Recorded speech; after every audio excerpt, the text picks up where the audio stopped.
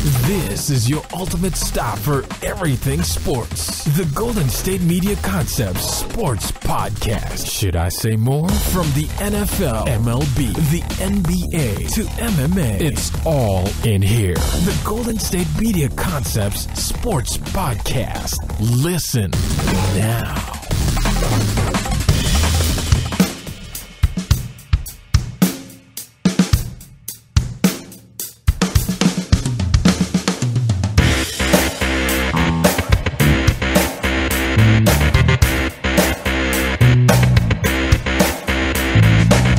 Hello and welcome to the Golden State Media Concepts Sports Podcast, where we talk the latest and greatest news in the world of sports. As always, I am Alex. Ben will be back tomorrow, as well as Anthony, joining me for the Wednesday shows as always. But it's just me today. Tuesday, of course, in December 6th. Good month of the year, if you ask me. And a good month of the year for sports, because you have, decent news from three of your major sports. You have basketball going on. You have football, obviously, in its tail end, really driving towards the end. And then you have the winter meetings in baseball, so a lot of trades and signings get done around this time. And that's actually what consists of this entire show is I'm going to have football, I'm going to have basketball, and I'm going to have baseball. In today's show, we're going to recap last night's Monday Night Football game between the Indianapolis Colts and the New York Jets. We're going to talk some basketball news as a player from the Bay Area put up 60 points last night. And we're going to talk a little baseball, a Bay Area team, and a team over there on the East Coast. So, we'll get through all of that and maybe more. But first, we're going to start with the Monday Night Football game between the Indianapolis Colts and the Jets, as I mentioned before. I would call this less of a game and more of a football matchup that one team played and the other team kind of didn't. Turns out to be a Indianapolis Colts just destruction of the New York Jets, 41-10. Just handling of the Jets. The Colts move to 6-6 now on the year. The Jets are now 3-9. As it stands, the three top teams in the AFC South, Houston, Indianapolis, and Tennessee, in that order, are all 6-6. Houston, I believe, is currently in first place, though. But all these teams are only separated by tiebreakers. We look at the AFC East. And I mentioned this yesterday, and I'll probably say it again if I can remember word for word. You have the Patriots at 10-2. Miami at 7-5. A little bit lower there. You have the Buffalo Bills at 6-6. And then you have to walk outside, get down in your cellar, take a hole, burrow down in there, and you'll find the New York Jets at 3-9 down there. In this game, Andrew Luck, for most of the time he played, he did come out because they were ahead by so much. He ended the day with only 6 incompletions, 22 for 28, 278 yards passing, 4 touchdowns, 3 of which went to tight end Dwayne Allen.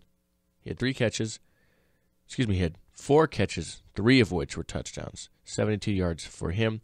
T.Y. Hilton grabbed his 4th straight 1,000-yard receiving year with 9 receptions for 146 yards. Frank Gore, 79 yards on the ground on 20 carries. At the end of the day, a lot of running, running out the time. But Robert Turbin, Josh Ferguson got a lot of those carries late. Rest Frank Gore. He is still productive, but he is getting up there. Now, we had Ryan Fitzpatrick start this game, obviously. He was 5 for 12 for 81 yards. Did throw an interception in this one. But he did not finish this game. He was pulled at halftime. Bryce Petty finished the game 11 for 25. 11 for 25, 135 yards. A nice touchdown pass, in the last few minutes. Nothing that really mattered. It was a route I feel like they ran 7 different times, a long play, but missed almost every time he overthrew him. But they did connect on it to receiver, Robbie Anderson. On receiving to the end of the day with 61 yards. The touchdown went for 40 yards. Petty also had 2 picks. One bad, one kind of very bad. And that's kind of how the cookie crumbles on that one.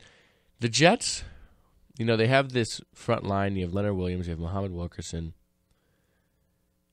you built this front line to get to the passer for the most part, or at least stop the run.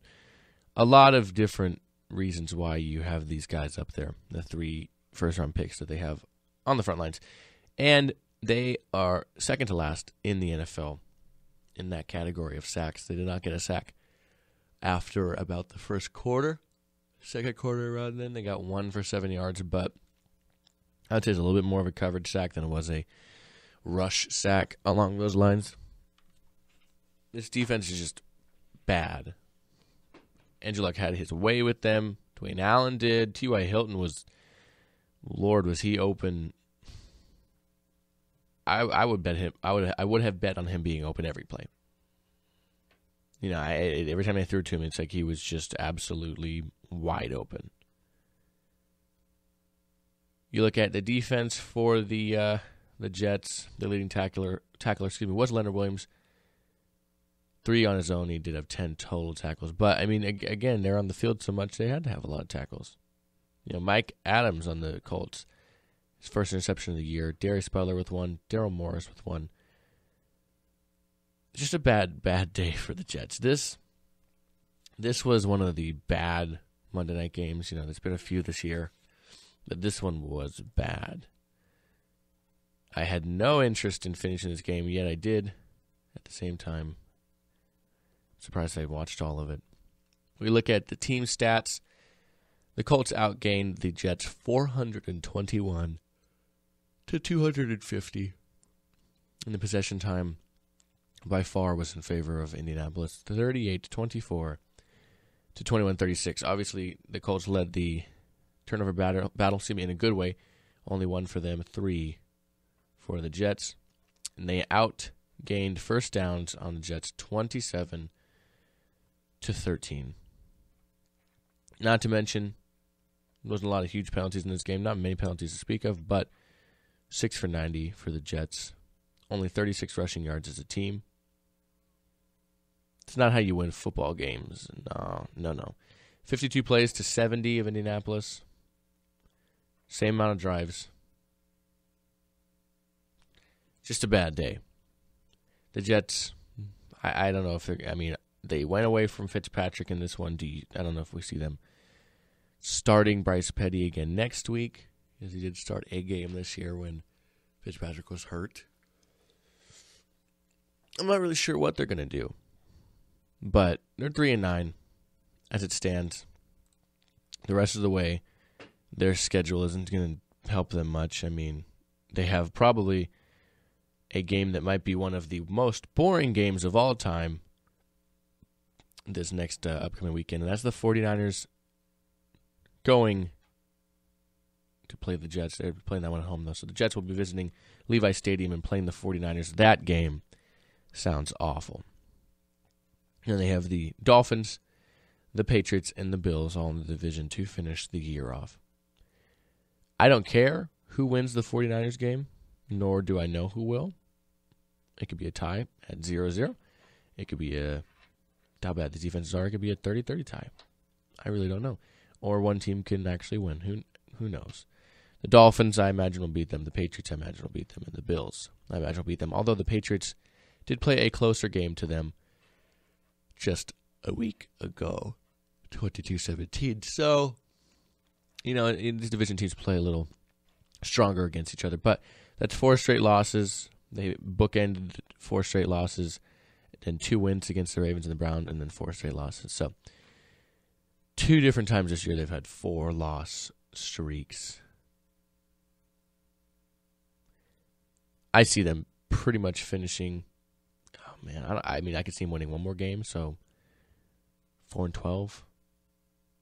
But this is just a bad year, and they're gonna have to really address the quarterback position because you have a young guy in Bryce Petty who doesn't look ready yet. You have not seen anything from Christian Hackenberg. Fitzpatrick is gone after this year. Geno Smith could be back if they want him to, but I believe he's a free agent after this. I believe. We have a team that's 27th in passing, 29th for points for, and 24th for points against. It's not going to win you very many football games. Now, real quick, the Colts Like I said, they are in a three-way tie in a sense of the schedule for the AFC South. 3 teams at 6-6. They can help their own cause here with a game against the Texans coming up on the 11th and go directly to the source in ways they can take back a potential lead in the division. Then they have the Vikings, and they have a tough game against the Raiders, and they finish the year off against the bottom dweller of the AFC South, the Jaguars. So they have to win, and they have to win in the division to help them. You know, they swept the Titans. As of right now, obviously, they're ahead of the Titans. You look back to their first game with the Texans, they lost. So they have some work to do. And we'll see if they can successfully do that. All right, let's take our first break. We're going to come back and talk a little bit of basketball news here in just a moment. So we'll be right back at the Golden State Media Concepts Sports Podcast. Tired of searching the vast jungle of podcasts? Now listen close and hear this out. There's a podcast network that covers just about everything that you've been searching. Hey! The Golden State Media Concepts Podcast Network is here. Nothing less than a podcast bliss with endless hours of podcast coverage. From news, sports, music, fashion, cooking, entertainment, fantasy, football, and so much more. So stop lurking around and go straight out to the Golden State Media Concepts Podcast Network. Guaranteed to fill that podcast itch. Whatever it may be. Visit us at www.gsmcpodcast.com. Follow us on Facebook and Twitter, and download us on iTunes, SoundCloud, and Google Play.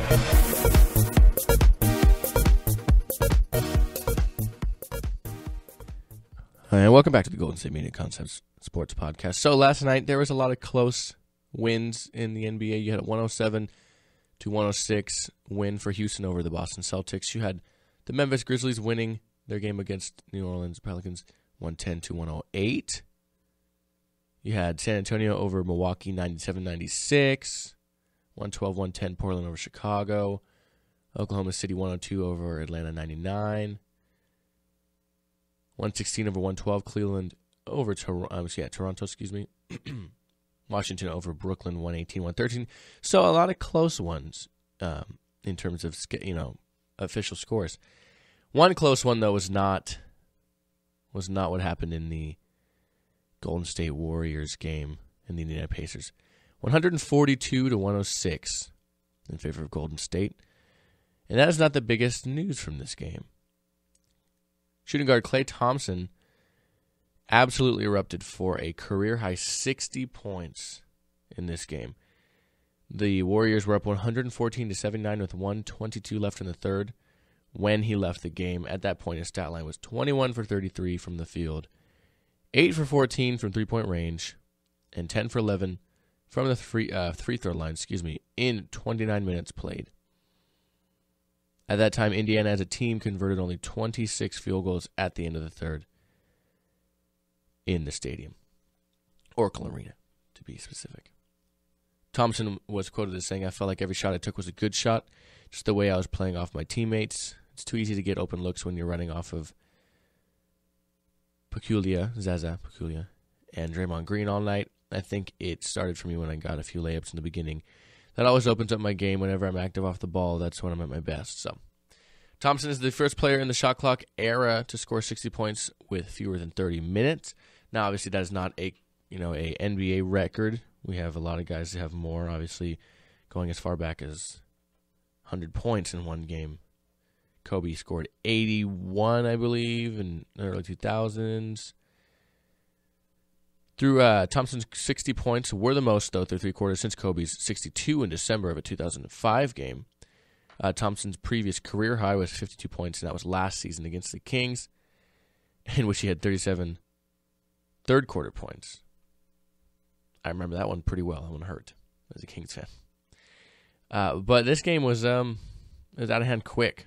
He scored 40 of his points in the first half, and he's the first player with 40 points in a half since Bryant scored 42 against the Washington Wizards back on March 28th of 2003.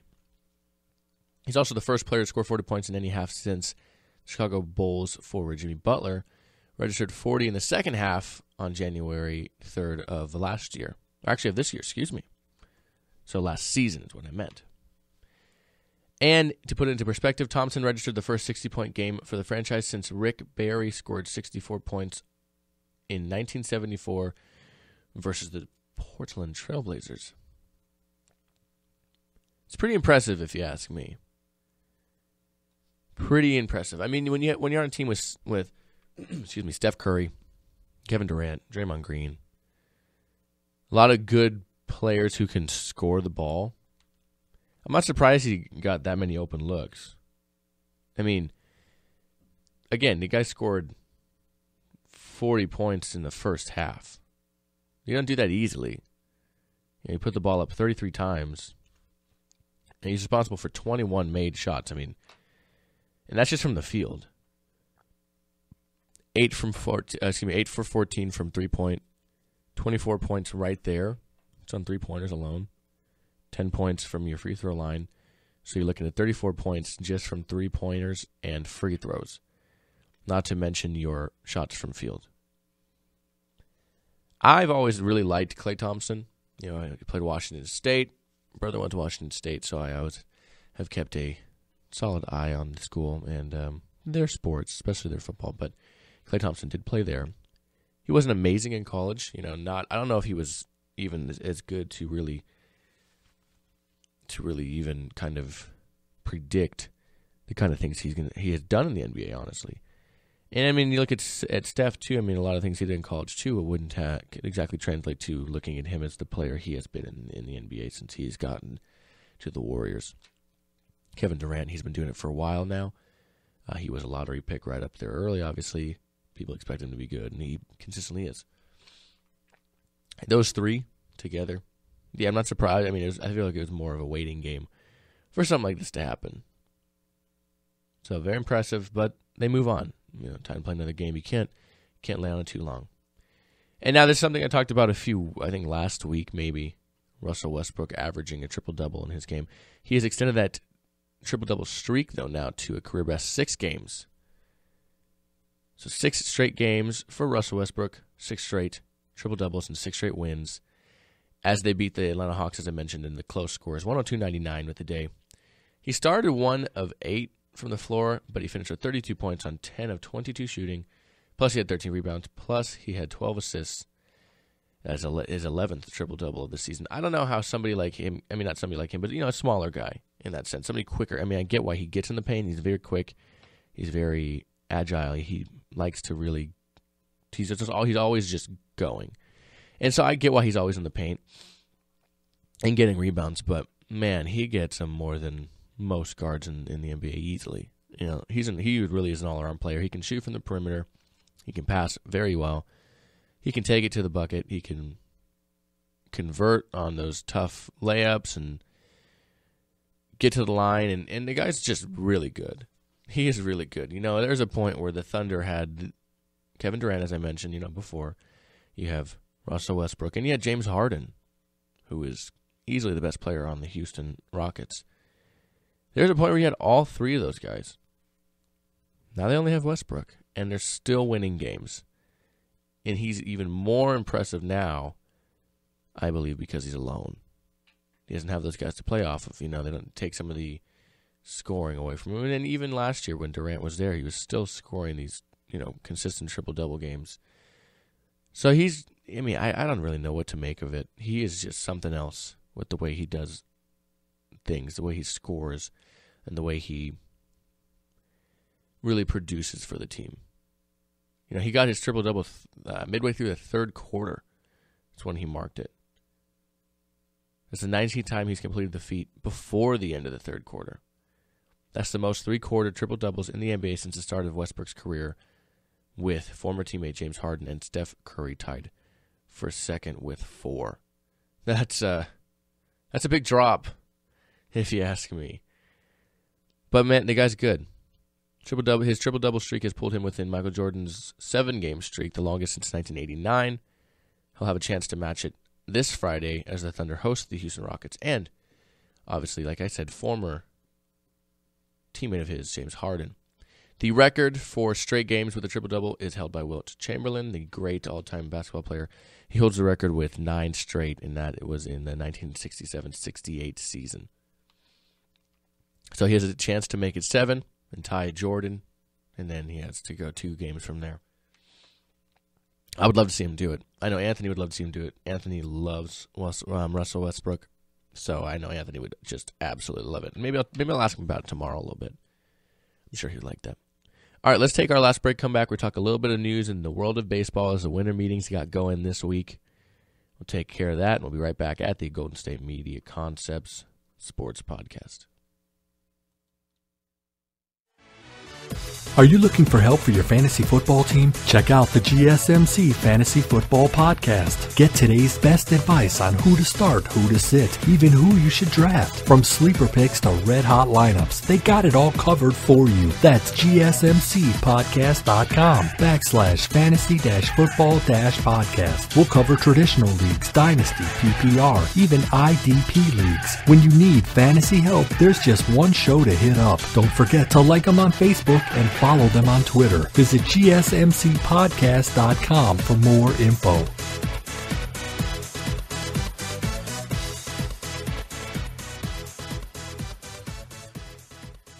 And welcome back to the Golden State Media Concepts Sports Podcast. Let's end the show with some baseball news.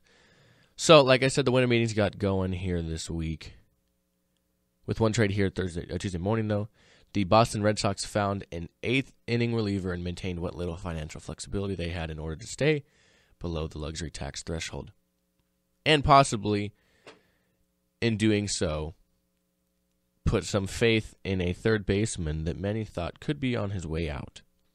So the Red Sox acquired right-handed reliever Tyler Thornburg from the Milwaukee Brewers in a multiplayer trade. The teams did not immediately announce the trade because the players were still being informed, but according to multiple reports, the Brewers will be obtaining infielder Travis Shaw, most notably, and a couple of prospects from the Red Sox as well. Travis Shaw was their mainstay at third base this year. Somebody because of the main reason being that Pablo Sandoval, their prized free agent acquisition of a few seasons ago now, was hurt most of the year. Now Thornburg, he's a 28-year-old right-hander. He posted a 2.15 ERA last year, 13 saves, 12.1 strikeouts per inning in 67 appearances. Took over as the closer for the Brewers last year when their former closer, Jeremy Jeffress, was dealt to Texas at the trade deadline. He's dealt with some injuries around the time of 2014, missed some time, but he looks to be healthy now.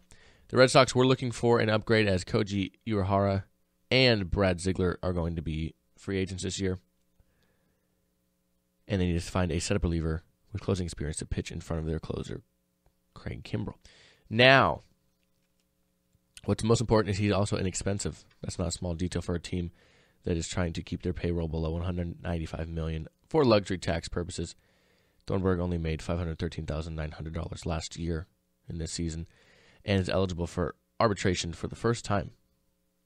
Now, going back to what I think is one of the most important things in this one, is this, in a sense, seems to put confidence in Mr. Pablo Sandoval. The decision to include Shaw in the trade underscores what Dombrowski and manager John Farrell said Monday, namely that they did intend to trust Sandoval with the third base position after he missed almost all of 2016 with that shoulder injury.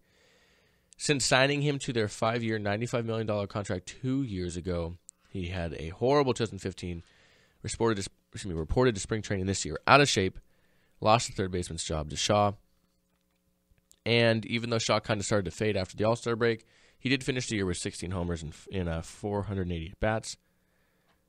But they're going to need a big bat from the left side with David Ortiz now gone, and they do hope that Sandoval can provide that for them. He has been an absolute free agency bust since getting there. We'll have to see if he can really do much now at that position. You have a couple of the prospects in which they traded. Prospects Mauricio Dubon and Josh Pennington got traded as well. Dubon's a 22-year-old infielder. Last year he batted .323 with 6 homers and an OPS of 840 between Class A Salem and Double A Portland. putting him squarely on the prospect map. Pennington, on the other hand, is a 21-year-old right-hander, had a 2.86 ERA in 13 starts for a short season. All right, on to the next. And that's the San Francisco Giants. You know, we saw the San Francisco Giants rally late at the end of the year, you know, kind of really blow what was a league best record of the All-Star break. Get to the playoffs, get through the wild card game, and then, you know, win a dramatic elimination game with the Cubs. Everybody said, oh my God, this is that even year stuff again. And then the Cubs squarely came back and did exactly what the Giants had let happen all year, and that was a close be blown. Well, they landed a top-tier closer that they had been seeking all year, agreeing to a 4-year, $62 million contract with right-hander Mark Melancon, formerly of the Washington Nationals. It's the richest contract ever for a closer, topping Jonathan Papelbon's 4-year, $50 million deal with the Phillies from 2012 to 2015, and Mariano Rivera's $15 million annual value total in the 2011-2012 season with the Yankees. But that record's not expected to last long. Obviously, you still have Aroldis Chapman and Kenley Jansen out there as well. Expected for that to be beaten. Bruce Bochy was quoted as saying they're really excited to have Mark. Got to know him on a trip to Taiwan in 2011. He feels an important need for us. Great to get one of the premier closers in the game. Pending a physical, of course, the pitcher will receive a $20 million signing bonus, $8 million of which is deferred then of $4 million salary in 2017, $10 million in 18, and $14 million in each of the 19 and 20 seasons. He has a full no-trade clause and the chance to be able to opt out after the first 2 years. Like I mentioned before, the Giants failed to hold a 5-2 lead in the 9th inning of Game 4 of the National League Division Series against the Chicago Cubs, with a total of 5 relievers unable to finish the game in an eventual 6-5 loss that ended the year. I, as a Giants fan, am excited for this, and I'm sure plenty of Giants fans are very excited to get a closer like Melancon. He converted 17 of 18 save opportunities for the Nationals after the team acquired him from the Pirates. He's 31 years old, and he was a consistent solution for them last year in closing. He finished with a combined 47 saves and an ERA of 1.64 in 71 1/3 innings over 75 appearances, having converted 30 of 33 save opportunities for the Pirates last season, and then, like I mentioned, the 17 for 18 for the Nationals. Pretty good. Pretty good. Now, like I said, Chapman and Kenley Jansen are probably going to be served up soon here as well, and they're probably going to get even a bigger deal. That doesn't really concern me, nor does I think it concern Melancon. If it really did, he would have waited to make that deal. See what the market looks like. Anyways, that's how the cookie crumbled. And I'm excited. This is one of the more exciting times for baseball offseason, obviously, when the rumor mills get going and the winter meetings get kind of in full swing. So I'm excited for this time of year. You can't get it all in baseball offseason like you do with football sometimes, but there are specific moments that are really fun to pay attention to and kind of listen to and really look at those instances. So very exciting. Now tomorrow on Wednesday, we'll have Anthony and Ben. We'll discuss all the wonderful and great news in the world of sports. But until then, it's time to go. For the two of them, Anthony and Ben, I am Alex. As always, I'd like to thank you so much for listening to the Golden State Media Concepts Sports Podcast. We'll be back tomorrow with anything and everything you can think of to talk about in the world of sports. Thank you so much, and we will see you tomorrow. You guys have a good day and enjoy your sports.